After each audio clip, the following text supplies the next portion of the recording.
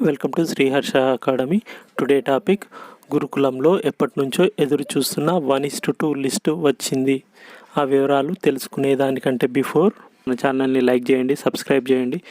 ఎవరికైతే యూస్ఫుల్ ఉంటుందో మన ఫ్రెండ్స్ అందరికీ ఫార్వర్డ్ చేయడం మాత్రం మర్చిపోవద్దు. స్కూల్కు సంబంధించిన ఫిజికల్ డైరెక్టర్ యొక్క లిస్టు 1:2 లిస్టు గురుకుల వెబ్సైట్లో పెట్టడం జరిగింది. అది కూడా నేను కింద డిస్క్రిప్షన్లో ప్రొవైడ్ చేస్తాను, ఒకసారి చూడండి.